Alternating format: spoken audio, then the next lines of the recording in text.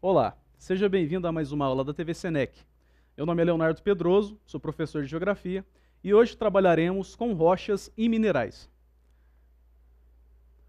Bom, é importante primeiro ressaltar a importância tanto das rochas quanto dos minerais para o nosso cotidiano. Grande parte dos minerais é utilizada na indústria para a confecção de uma série de bens de consumo duráveis, né? Então, esses minerais são dotados de valor econômico e muitas vezes essa exploração causa danos ambientais de grande escala. As rochas, por sua vez, elas são estudadas por uma série de profissionais, como geólogos, engenheiros e todos aqueles que precisam entender um pouco mais o interior da Terra, de modo que isso possa resolver alguns problemas ou conflitos durante suas atividades profissionais. Os minerais. O mineral é uma substância ou um composto químico, sólido, inorgânico, e presente em grandes concentrações na natureza. Bom, são conhecidos mais de 4.000 minerais. No entanto, somente algumas poucas dezenas destes minerais é que são utilizadas aí para fins comerciais. E essas poucas dezenas, por sua vez, representam grande parte dessa concentração na natureza.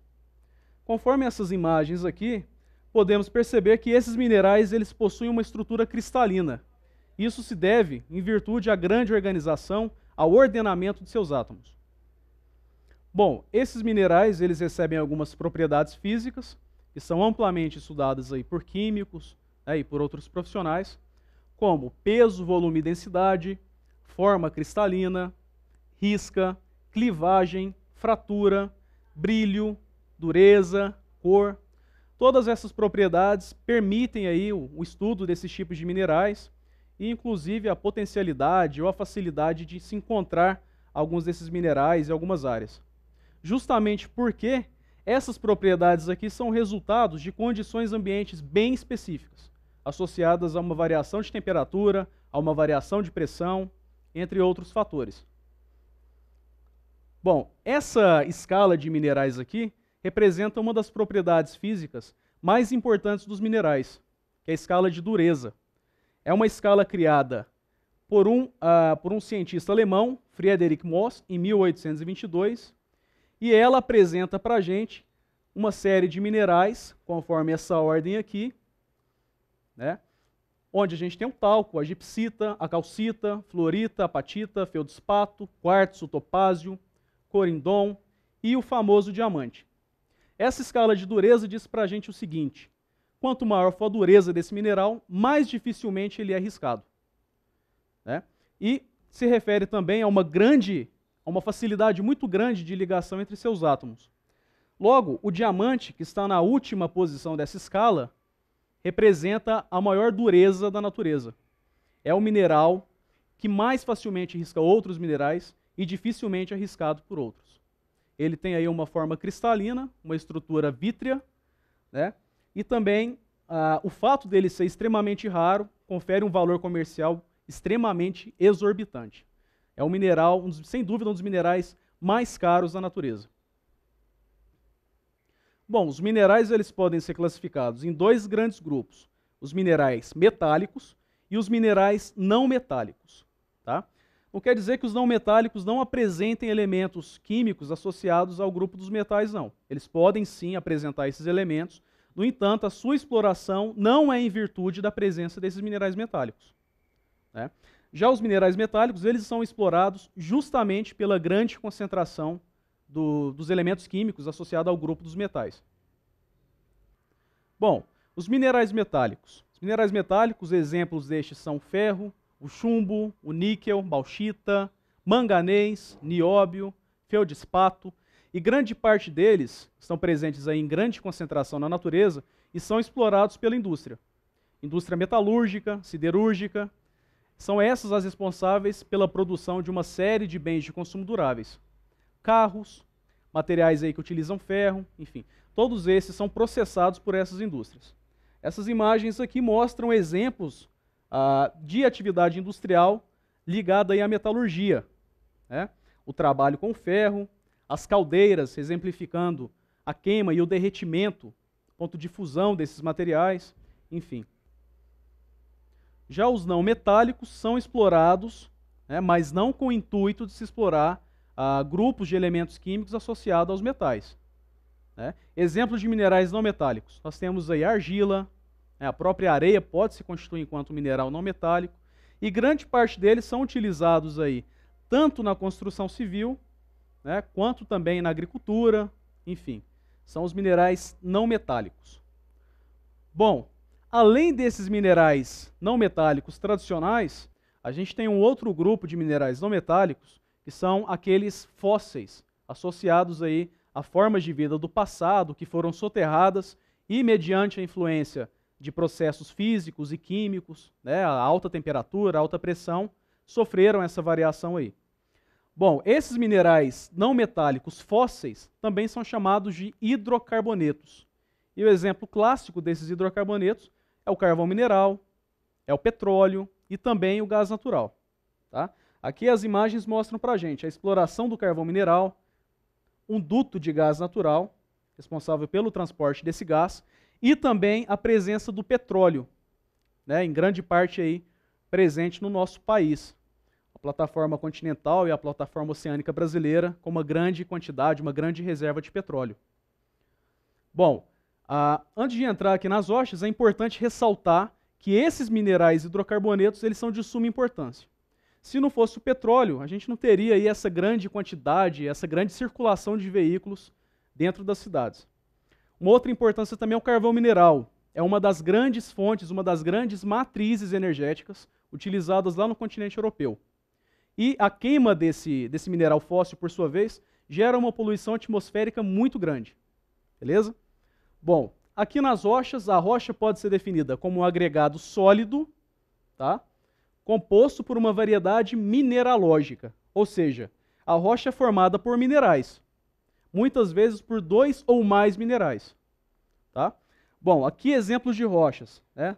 Temos o basalto, um arenito, um granito, e aqui uma rocha metamórfica sem uma classificação muito bem definida. As rochas podem ser agrupadas mediante 3 classificações. Rochas sedimentares, rochas magmáticas, também chamadas de ígneas, e rochas metamórficas. Vamos estudar cada uma delas. As magmáticas, também chamadas de ígneas, podem ser divididas em intrusivas e extrusivas. Bom, primeiramente, as rochas ígneas. O próprio nome magmático já associa essa rocha à questão do magma. Então é uma rocha que se forma a partir do resfriamento do magma. Seja esse resfriamento em superfície, quando esse magma é expelido por um vulcão, ou então no interior da Terra, quando esse magma se resfria lentamente, né, abaixo dos nossos pés, abaixo dessas rochas que compõem a crosta, e formando outras camadas de rochas aí nesse interior. Bom, as rochas magmáticas intrusivas também são chamadas de plutônicas. O que seria uma rocha magmática intrusiva? É aquela rocha que se resfria no interior da Terra. Lembrando que o magma ele chega em superfície mediante uma pressão muito grande que vai jogar ele para cima. Quando essa pressão é aliviada, esse magma vai começando a se deslocar mais lentamente, vai perdendo essa temperatura alta e aos poucos ele vai se resfriando, ainda no interior da Terra. Quando ele se resfria, ele forma uma rocha magmática intrusiva. Tá? Um exemplo de rocha magmática intrusiva ou plutônica é o granito, é o diabásio, que são amplamente utilizadas aí também na construção civil. O granito é famoso porque ele representa aquelas grandes mesas bonitas, também serve de revestimento para casas, né, utilizado nas paredes, aí também nos banheiros sanitários, enfim. Além das rochas magmáticas intrusivas, nós temos um outro grupo, que são as rochas magmáticas extrusivas. O próprio nome diz, de externo, fora, quer dizer que esse magma subiu e ele se resfriou em superfície. Tá? Rocha magmática extrusiva. Também recebe o nome de rocha vulcânica. Isso se deve em virtude do processo de vulcanismo. Né? O magma está saindo lá da astenosfera, vai subindo pelo rift, pelo canal, e a partir do momento que ele chega na superfície, nós temos aí um processo, então, todo esse processo é chamado de vulcanismo. Aqui essa imagem representa muito bem para a gente um típico processo de vulcanismo. O vulcão, no interior desse vulcão, nós temos ali um grande rift, uma falha, tá? Um canal formado geralmente pela separação aí de duas grandes placas tectônicas. O magma vai percorrer esse canal, vai chegar na superfície, e o contato com a superfície, por ser um contato aí, uma superfície mais fria em relação ao interior da Terra, vai fazer com que aos poucos ele vá se resfriando. Esse resfriamento ele pode ser rápido, na escala de poucas horas, ou ele pode ser um pouco mais demorado. Em alguns casos de vulcanismo mais extenso, a gente tem o resfriamento do magma ao longo de semanas. Tá? Então esse magma ele sobe, jorra e então se resfria formando essas rochas extrusivas, também chamadas de rochas vulcânicas. O exemplo mais clássico da rocha vulcânica para nós é o basalto. O basalto é muito utilizado também na construção civil, popularmente chamado de brita. Tá? Está presente ali no assoalho do nosso asfalto, das ruas.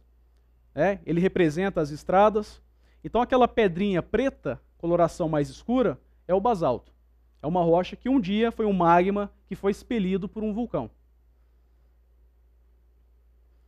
Bom, aqui uma imagem clara do basalto, e é importante ressaltarmos uma questão. Os minerais, eles não estão visíveis de forma tão clara no basalto. Quando nós pegamos o granito, que é uma rocha magmática intrusiva, nós conseguimos constatar a presença desses minerais, do feldspato, e de outros ali que estão em grande concentração, todo coloridinho. A grande diferença é a seguinte: o basalto ele se resfria numa temperatura ambiente, a temperatura da superfície, ela é mais fria, ele se resfria muito rapidamente. Esse processo de resfriamento rápido resulta na quebra desses minerais. Eles ficam compostos em fragmentos muito pequenos e não são visíveis a olho nu. Já o granito, por sua vez, por ser uma rocha magmática intrusiva, o processo de resfriamento dele é um pouco mais lento, e isso faz com que esses minerais não sejam em sua totalidade quebrados. Então a gente consegue observar a olho nu uma grande concentração de minerais ali no granito. Essa é a grande diferença. É uma das formas também mais utilizadas pelos geólogos e por outros profissionais no ato aí da identificação dos tipos de rochas. Aqui esse esquema mostra muito claramente para nós o processo de formação desses dois tipos de rochas, a rocha magmática intrusiva, lembrando, também chamado de plutônica, e a rocha magmática extrusiva, também chamado de vulcânica. O exemplo aqui, o granito, sendo formado no interior da crosta, tá, pelo resfriamento do magma, e o basalto sendo formado em superfície. Tá? O magma extravasou, foi expelido pelo vulcão, e ao ser jorrado, chegou ali, entrou em contato com a superfície mais fria e se resfriou, formando a rocha basáltica, a rocha vulcânica. Bom, além das rochas ígneas, também chamadas de magmáticas, nós temos aí um outro grupo de rochas que são as rochas sedimentares. O próprio nome já diz, sedimento. É uma rocha que é formada a partir de sedimentos de outras rochas que no passado foram deterioradas. Essas rochas aí sofreram a ação do vento, da água, tanto em processos físicos, como o atrito mecânico, como em processos químicos, como a reação da água com os elementos químicos da rocha. É como se ao longo do tempo essa rocha fosse sofrendo aí um desgaste muito grande, originando sedimentos e partículas de rocha. Esses sedimentos vão ser carregados pela ação do vento, pela ação da água e vão sendo depositados em alguma área. Essa área que vai receber esses sedimentos vai passar por um processo de sedimentação. Essas partículas aí vão se fundir e vão formar uma rocha chamada rocha sedimentar. Portanto, a grande concentração das rochas sedimentares são de partículas de diferentes tamanhos. Quando essas partículas forem bastante desgastadas, elas vão apresentar uma granulometria, ou seja, o tamanho dos seus grãos, muito pequenos, como a argila. E quando essas partículas forem maiores, a granulometria maior, vão apresentar aí alguns fragmentos maiores, também chamados de areia. Maior ainda, cascalho e por aí vai. Bom, esse esquema mostra para a gente como se dá a formação dessas rochas sedimentares. Como se observa, essa imagem representa para a gente todo o processo de formação das rochas sedimentares. Desde a meteorização, erosão, ou seja, o intemperismo químico e físico atuando nesses grandes blocos de rocha. Esses fragmentos que vão sendo resultado do desgaste dessas rochas vão sendo transportados tanto pela ação da água quanto pela ação do vento e vão sendo depositados em áreas mais baixas. A partir do momento que essas áreas mais baixas, conforme a imagem aqui, o fundo do oceano, vão recebendo esse material sedimentar, ao longo do tempo, esse material vai se consolidar, vai se sedimentar, originando as rochas sedimentares. E no meio dessas rochas, ou seja, desses antigos fragmentos, é comum encontrarmos algumas formas antigas ali de vida, tá? Corais, peixes, carapaças, restos aí de formas de vida presentes no fundo dos oceanos. E é dali que surge o petróleo, por exemplo. Ao longo do tempo, esses sedimentos que vão aí soterrando, cobrindo todas essas formas de vida, vai passando aí por um processo físico, um processo químico, associado à pressão, à temperatura, e originando o petróleo e outros minerais hidrocarbonetos, como o gás e como o carvão. No entanto, o petróleo é mais comum no fundo dos oceanos, né? Isso não quer dizer que não seja encontrado em continente, porque também é, e o carvão e o gás são presentes em continente. O gás também é muito encontrado no fundo do oceano. Juntamente com a exploração do petróleo, se consegue extrair o gás natural. Já o carvão é bastante encontrado na natureza, em continente. Beleza? Bom, essa imagem, esse esquema aqui, representa para nós o aquífero. Mas por que falar de aquífero? Quando falamos de rochas sedimentares, é importante ressaltar também a importância do aquífero. Tá? O aquífero ele é bastante presente nas rochas sedimentares. Nós temos que quebrar um mito muito grande de que não necessariamente há a presença de um grande rio subterrâneo. Na verdade, essa água está percolando no meio dos poros dessa rocha sedimentar. Há de se ressaltar que a rocha sedimentar ela é formada por sedimentos de areia, sedimentos mais grossos, mais finos, e esses sedimentos ali vão originar uma série de poros, que é por onde essa água vai percorrer. Então, o aquífero é simplesmente uma grande reserva de água subterrânea. O Brasil hoje tem os dois maiores aquíferos do mundo. O aquífero Guarani, que até 3, 4 anos atrás era conhecido por ser o maior aquífero do mundo, e o aquífero Alter do Chão, recentemente descoberto por uma série de cientistas, pesquisadores da Universidade Federal do Pará, é aí a maior reserva atualmente de água subterrânea do mundo. Tá? São mais de 85 mil quilômetros cúbicos de água presentes aqui nessa área. Okay? Então, o esquema mostra para a gente a água percolando no meio dessas rochas sedimentares aqui. Vai chegar um momento que essa água ela pode chegar também em superfície. E aí você está falando que o aquífero está sendo aflorado, ou seja, está chegando em superfície. Bom, aí esse esquema aqui mostra o que a gente já havia dito sobre a formação do petróleo. No fundo do oceano, o material é depositado, vai compactando antigas formas de vida e essas formas, por sua vez, vão originando o petróleo. Um esquema bastante legal para a gente entender esse processo de formação. Além das rochas sedimentares, além das rochas ígneas, também chamadas de magmáticas, nós temos ali um terceiro grande grupo, que são das rochas metamórficas. São as rochas que sofreram metamorfismo. Como assim metamorfismo?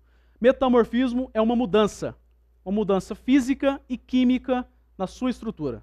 Então, algumas rochas, mediante a influência da pressão, da temperatura, e lembrando sempre, tempo, milhares e milhares de anos, ou milhões e milhões de anos, vão sofrer uma variação em sua estrutura física, em sua estrutura química, originando outras rochas. Não necessariamente essas rochas têm que estar a uma profundidade muito alta.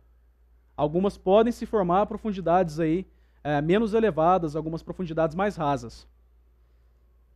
Veremos aqui alguns tipos. Né?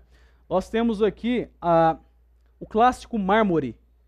O mármore foi antigamente, no passado ele foi uma rocha sedimentar, o calcário, sofreu um metamorfismo, sofreu uma variação na temperatura, na pressão, tá? Originou ali cristais em sua estrutura e formou o famoso mármore.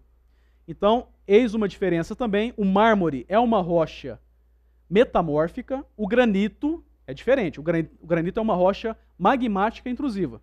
E é muito comum cometermos esse erro, associar o mármore ao granito. São duas rochas diferentes: mármore, metamórfica, granito, magmática e intrusiva, ok? Bom, essa imagem, essa grande paisagem bela, mostra por trás dela uma grande quantidade de rochas de gneiss, que são rochas metamórficas. Um exemplo do que a gente acabou de dizer. A questão que fica é a seguinte: como essas rochas metamórficas chegaram em superfície? Haja visto que o processo é no interior da crosta. Bom, há de se ressaltar o seguinte: na medida em que esse processo ocorre, processos de movimentação das placas tectônicas podem jogar essas rochas para cima. Então, querendo ou não, elas podem chegar em superfície mediante a movimentação das placas, os processos orogenéticos. Bom, ficamos por aqui. Espero que tenha gostado da aula e continue aprendendo com a SENEC.